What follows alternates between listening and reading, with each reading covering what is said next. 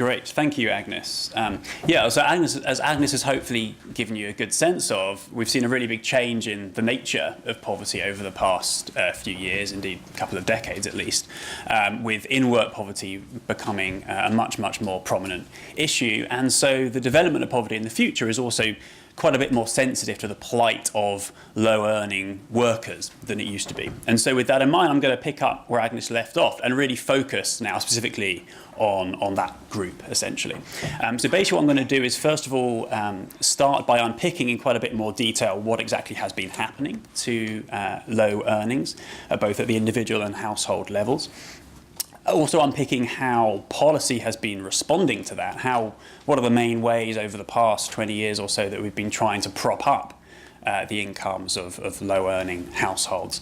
And that will include a bit of a discussion of some of the limits, ultimately, of those policies. Whilst they can do a lot, they also have limits. And that will lead me on to thinking about the underlying drivers of low pay, because ultimately, I will argue that to sustainably keep a lid on earnings inequalities and in-work poverty will probably require us to do it the hard way, in the sense of actually understanding better and addressing some of the underlying causes of low earnings. So I'll finish up by saying a bit about what we know about those. And in all of that, I'll be drawing pretty heavily on a number of pieces of work that we've been doing under this research programme with the JRF. Okay, so to start by unpicking, as I said, what's been happening to low earnings, I actually want to start, first of all, by diving within households and looking separately at men and women, because trends have been really quite different between those two groups. And I want to look right across the distribution of both hourly wages and weekly earnings to give you, I think, a much deeper sense of what's been happening. So let's start with women. And we're going to start with the last couple of decades, so growth in hourly wages, first of all, since 1994. And we're going to look at that right across the distribution. So from lowest hourly wages on the left to highest hourly wages on the right, so by percentile, what's been the growth in female hourly wages over this period. What we actually see here is a pretty flat picture. So what this is telling you is that hourly wage inequality between female employees hasn't changed very much over this period overall, because growth has been fairly similar at the top and the middle and the bottom of the distribution. What we start seeing is that once we add in changes in hours of work to the picture, so we look at weekly earnings rather than hourly wages, then we start seeing more action. And in the case of women, what we start seeing then is actually a decline in weekly earnings inequality between women. Basically what's going on here is that over this period, there are fewer working women working very low hours, number of hours per week, and that's particularly true for women with the lower hourly wages. So that's pushed up earnings at the bottom end, and that means that you get quite a different pattern depending on whether you're looking at weekly earnings or hourly wages. So that's the first sense in which actually understanding hours of work is really quite important if you want to understand what's been happening to earnings. But for men, the story is the exact opposite. So for men, if I bring up the equivalent figures, first of all, for hourly wages, you see hourly wage growth has generally tended to be a bit lower for men than it has for women. You also see, for the most part, a fairly flat picture when looking at hourly wages. A bit of an increase in inequality within the top half of the hourly wage distribution. But really, the big rise in inequality here comes in when you're looking at men's weekly earnings. So once you bring in changes in hours of work into the picture, you see a pretty clear and stark increase in male earnings inequality. What's going on there is partly that there are fewer low-wage men working very, very long hours than in the past. You're perhaps more likely to interpret that as perhaps a positive thing. So that's, in that sense, they become actually less different from higher and middle-earning men. But it's also partly something perhaps more surprising, which is that we've seen the emergence of a significant group of men working part-time. It just wasn't the case before. And those are concentrated at the bottom of the hourly wage distribution. So just to show that explicitly, this is quite an important trend that's emerged over the last 20 years that we really need to, I think, understand better. This is showing you the prevalence of part-time work among men, which is defined here as working less than 30 hours per week. Focusing on prime-age men, the prevalence of part-time work over time, first of all, focusing where the action's been, which is on men with the lowest 20% of hourly wages. So the lowest hourly wage men, you can see this really quite steep rise amongst that group in the prevalence of part-time part-time work. Something of a fall over roughly 2014 to 2016. It remains to be seen whether that's anything more than just sort of an unwinding of some of the cyclical increase in part-time work we saw during the recession. But what's pretty clear is that the general trend has been a large increase in part-time work. And this is a sense in which low-wage men have just become very different from everyone else. If we compare them to middle-wage earners and high-wage earners, amongst them, part-time work has remained extremely uncommon. And so this is a respect in which low-wage men have become much, much more different from their middle and higher-wage counterparts. And something we need to understand, I think, rather better what's been going on here in order to know how, if at all, policy might respond to that. But this has been really quite important in driving, as you've just seen, in driving earnings inequalities over the past 20 years or so. And indeed, when we put what I've just shown you for men and women together, essentially, and think about things at the household level, then we see a pretty clear, this is where we now start to see a pretty clear inequality increasing pattern.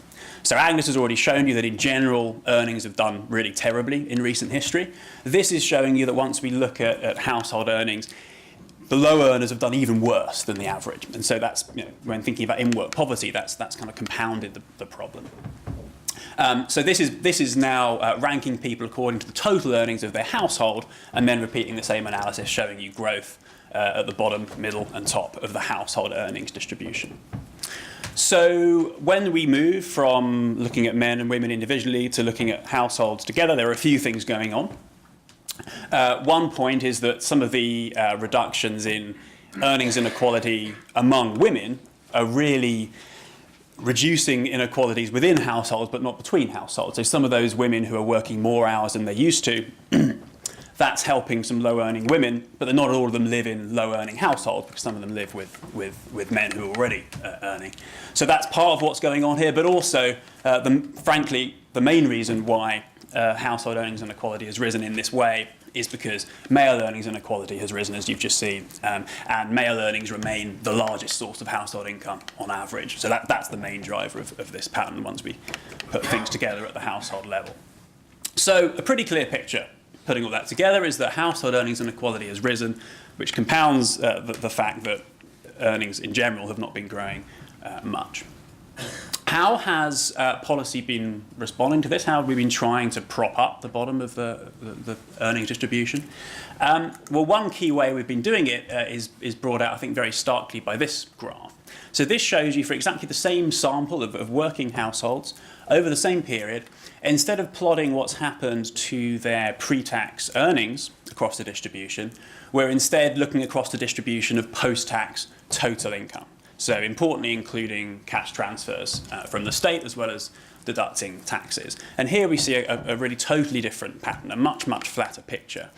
And what this tells you then is that essentially the state has been doing a lot of work and an increasing amount of work to keep a lid on the underlying household earnings inequalities. So overall, amongst working households, we see a pretty flat picture once we include the sources of income that these households get from the state. And a lot of that is about fairly well-known things like huge increases in tax credits, particularly since the late 1990s, which you can see here. This shows you real spending on tax credits and their equivalent forebears.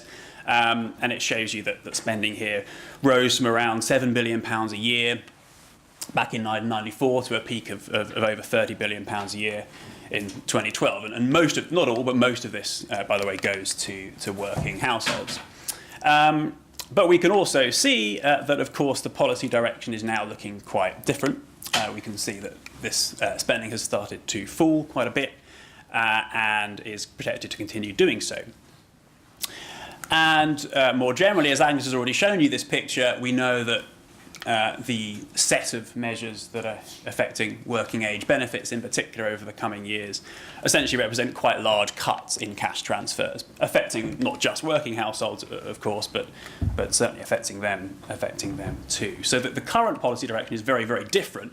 And that's pretty striking when you consider how reliant we've been on these kind of cash transfers, as you've just seen, to keep a lid on inequalities amongst working households. So what are we doing instead? Instead, as you'll know, we are doing something quite different, at least I my interpretation would be that the sort of flagship policy, if there is one, at helping the low paid now is a higher minimum wage.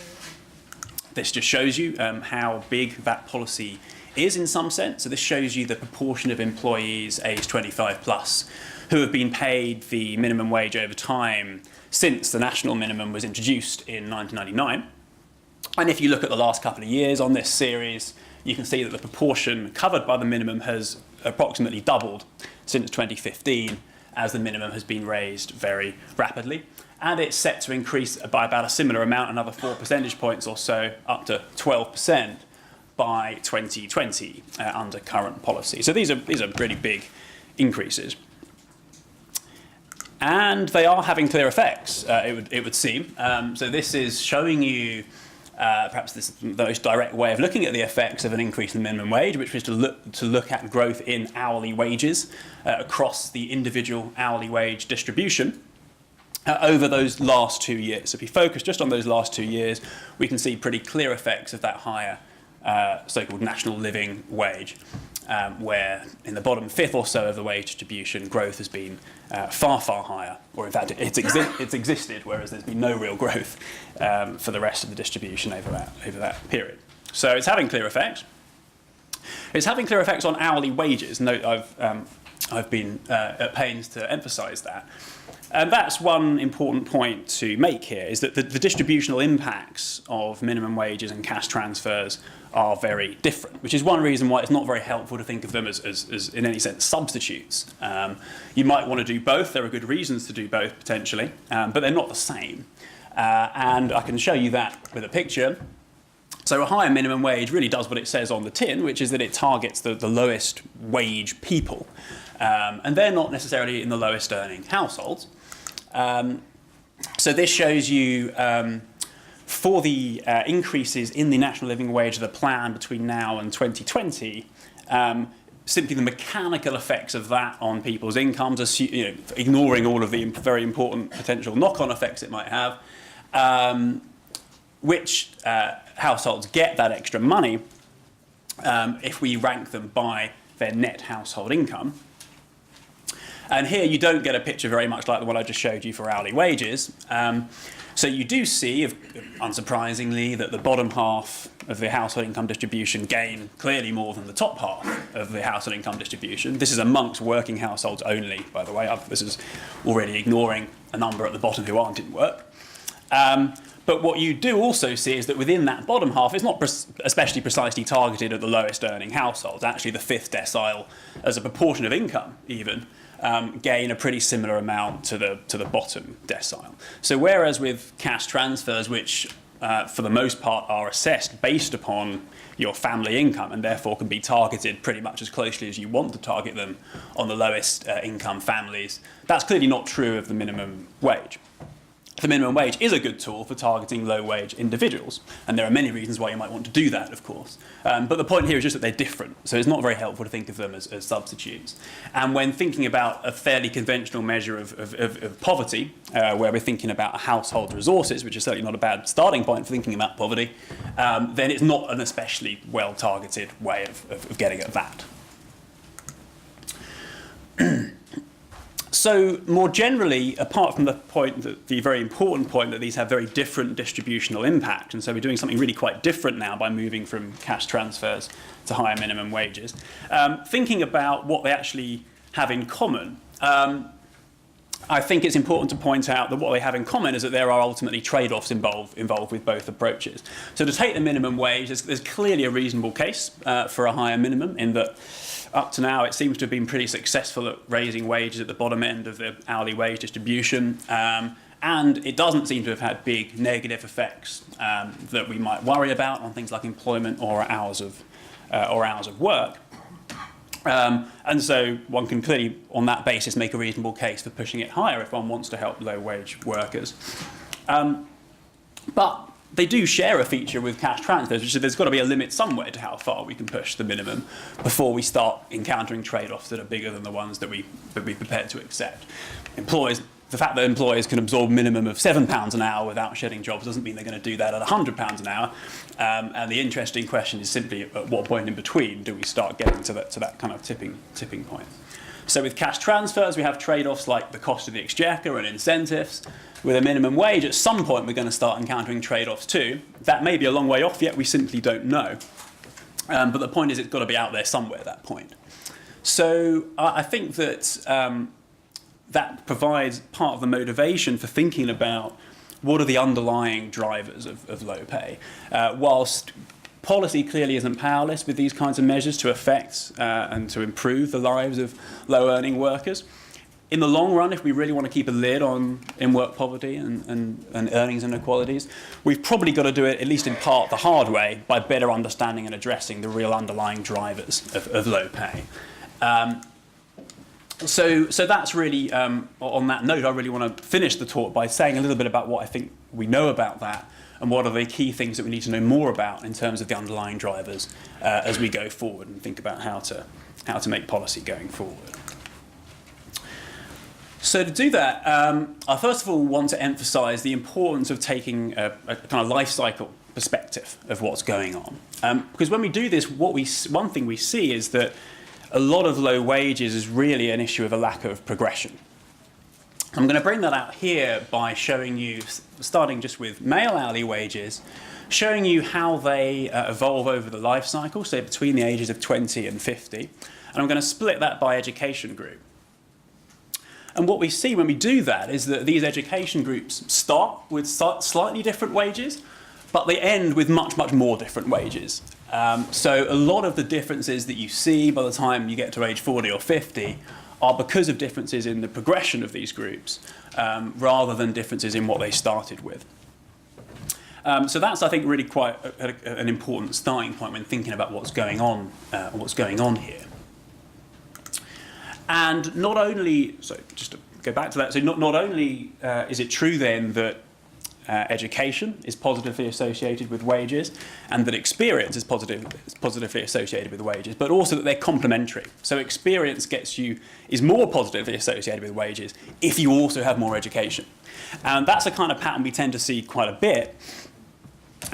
We see it also if we look at this picture, which shows you the prevalence of job-related training, where you can see that, again, those without education typically gain less from this source of potential wage growth too. So not only do they start with less human capital in the form of education, they also tend to require less additional human capital through training, it would appear, as well as benefiting less from additional experience. So these things tend to go together. And this progression point is also really key to understanding differences in wages between men and women as well. So if I actually bring back up the data that I just showed you for male wages over the life cycle and split that into 3 separate graphs so that I can add in the women in a way that will keep the graph manageable to read, then you can see that, again, the differences in hourly wages that we see later on in life are much more about differences in what's happened to wages over the preceding few years than about starting differences in wages. And we see that for women, wages tend to tail off sooner than they do for men. Now, we know that quite a bit of that is related to changes in employment patterns at around the time of childbirth, and this is something we looked at in quite a bit of detail as one element of the research programme. One key thing going on here is to do with the rates of part-time paid work and just how weak pay progression tends to be in that kind of work. So this shows you now what we're doing is looking not by age, but by years before or after the birth of the first child in the family, but otherwise the analysis is essentially the same as before.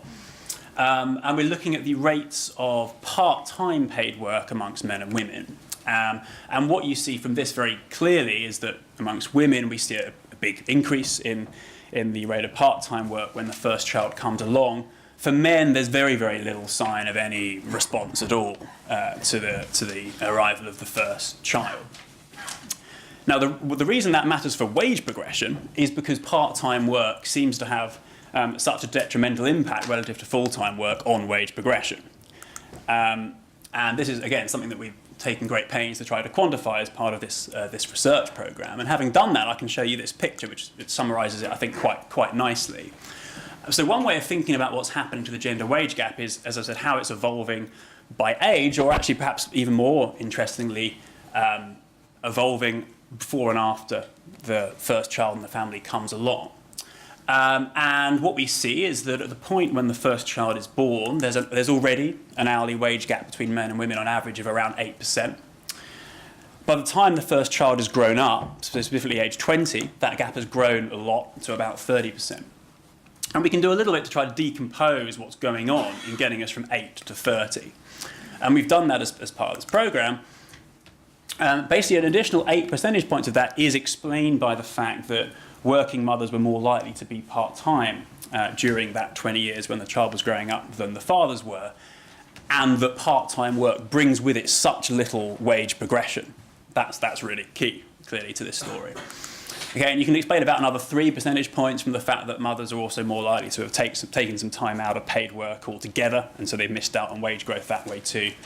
And then there's a very important additional 11 percentage points, which we can't explain through either of these things, so which must be due to other things going on in that period after childbirth. But this just highlights one important consequence of a real lack of wage progression in part-time work, which I think is really important for us to understand. And as I showed you at the start of the talk, this is actually something that is just starting to become more of an issue for men as well. We're just starting, at least amongst low-wage men, to see a significant number working part-time. So it raises the question what that will mean for their wage progression, given what we know from the many years of data that we're able to study on women working part-time. So that's a key priority. Another key priority, I think, for us to understand is why part-time experience brings such little wage uplift. And there are many, many possible reasons for that. And the appropriate way of responding is going to depend on which of those is really operative. I guess to flag as well, of course, if one wants to address the lack of wage progression that I just showed you, the bit that is explained by these differences in part-time work, there are broadly two ways you can think about doing that. You can try and address the lack of wage progression in part-time work. You can also think about the proportion of people who are working part-time in the first place. There are lots of issues and trade-offs there. I'm not going to take a stand on it, but one thing that you do see is that clearly this is not a universal constant across countries. It clearly can be a function of the social and economic environment. So this shows you across the OECD maternal employment rates split by part-time and full-time as well. And if I just circle in the middle, I think this is quite interesting. What this shows you is that the UK is broadly in the middle of the pack when it comes to maternal employment rates relative to the OECD, but it's quite different in terms of the part-time and full-time split. Actually, we have a lot more of that is part-time in the UK than it tends to be on average across the OECD. So that's clearly another thing, another margin in principle that policy can think about. So to wrap up before Q&A and then the hopefully nice wide-ranging discussion after the break, I mean, clearly the general lack of wage growth, which fundamentally comes down in large part to the lack of productivity growth that we've seen, is a major kind of underlying problem and is very relevant for thinking about in-work poverty. But it's also the case, as I've tried to bring out in some detail, that over a number of years now, trends in household earnings have been even weaker at the bottom end. And so that's exacerbated the problem when thinking about in-work poverty rather than just the plight of working households more generally. And perhaps not yet fully appreciated is just how key to this have been changes in hours of work. That's really important in understanding these patterns, and so we probably need to understand a little bit better why those have been occurring. But that's a really key thing that's come out of it. In terms of the policy responses, the broad big picture is that we've been spending a lot on cash transfers over the past 20 years or so to try to prop up the bottom. And we're now pretty aggressively raising minimum wages to prop up the bottom end. Those are both things you might want to perfectly sensibly do. They can be useful tools. Ultimately, they're both only going to go so far. They do both have trade-offs associated with them. And so there's probably no escape from having to do the hard work of really better understanding, ultimately, the underlying drivers of low pay and trying to address those. So in doing that, I guess perhaps the one point I would want to highlight on a concluding slide is that low wages are very often about a lack of progression. That is what explains a lot of the differences in wages between education groups and between men and women, for example. And so we want policy design to be factoring this in. And there are a number of issues there. For example, the cash transfer system affects all the time the incentives people have about whether to work or whether to work part-time or full-time. It's probably the case that it hasn't, because the evidence on the severe lack of wage progression in part-time work is relatively new, probably hasn't been fully factored in yet. And there's probably a serious piece of quite interesting work to be done trying to figure out whether we've got the balance right in terms of incentivising part-time versus full-time work, given just how different the returns are to experience in those different kinds of work. I guess thinking finally about the current policy context and what else is going on, a key question in the context of pay progression is what affects the increase in conditionality for in-work claimants of universal credit might have. So the fact that for the first time we're going to have some work search requirements even on working claimants of this benefit. The potential for that to affect wage progression is certainly there, and that's something that will be an important thing to keep an eye on as we roll it out.